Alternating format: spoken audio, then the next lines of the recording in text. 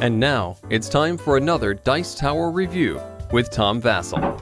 Today I'm talking about the reprint of En Garde from Griffin Games. This game has been out for a long time, but designed by Reiner Knizia. But I haven't seen it. I think one of the earlier versions I have it was called Duel. But this is the same basic game. It's a very simple game. It comes in 3 levels: basic, the regular game, and the advanced game. I don't even know why you would play the basic. Except maybe just to teach some basic principles of the game. But the advanced game is quite good. It seems like it shouldn't work, but it actually gives the feel of a fencing duel. I know I usually come down pretty hard on Dr. Knizia for his throwing a theme, it seems, on some mechanics. But this one, the theme does make sense. It does work. I like it a lot. Let's take a look at this game, En Garde. The game has very few components. There's a board here with spaces numbered from 1 to 23. Each of the players puts their fencer on one side, and you can see these are really nice. These are metal pieces. I mean, you could actually stab someone with a sword, I think. They look really good. There's also a stone used in this one. Basically, you are fighting a duel, and you need to hit your opponent 5 times. Touch your opponent 5 times.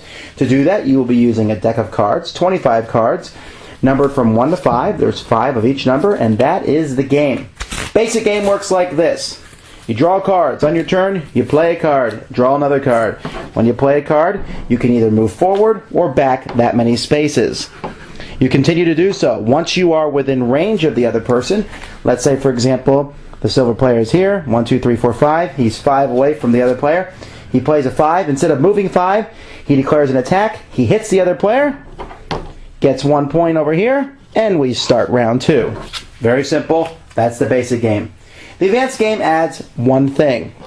When you are attacking someone, like I just did, you can play a 5, or you can play multiple 5s, and then your opponent must play the same number that you did to block you, and then it's their turn. So let's say I played a single 5, my opponent could play a 5 to block me, and then if they had a 5, they could play that to attack me back.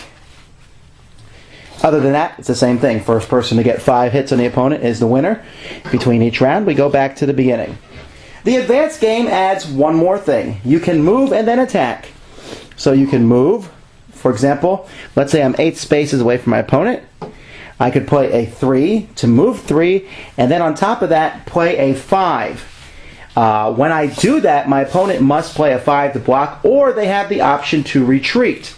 They can play any card they want to retreat, so let's say they play a 3 to retreat, but if they do so, that's their turn and I can go again. They're basically giving ground.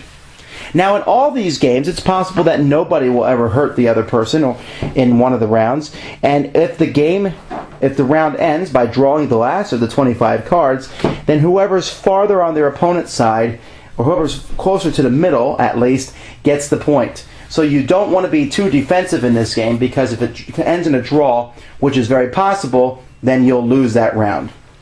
Like I said, it's a very simple game playing that, but it really feels like there's this thrust, retreat, withdrawal. At the beginning, you're both moving towards each other, but in the basic and the regular game, it's not until you're 5 spaces apart. Once you get to the advanced game, you technically could be 10 spaces apart and hit each other. And since there's only 23 spaces on the board, that doesn't take very long to get within range. And it just feels like you say, okay, I'm going to play this. And you can even count cards. Normally I don't care for counting cards in the game, but there's only 5 of each number here. So if I see 3 3s have already been played and I have 2 3s in my hand, then I want to get within 3 of you because I have you then. And it's simple, it's quick, takes 20-25 minutes.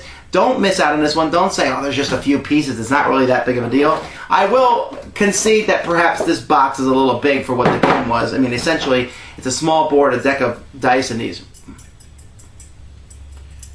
really, really cool little soldiers, warriors, swordsmen. A very neat game, one that has stood the test of time, and I would definitely check it out. Thanks for joining us today. For more written, audio, and video reviews, as well as the #1 board game podcast, check out the website at www.thedicetower.com. Until then, this is Eric Summerer, and you've been watching The Dice Tower.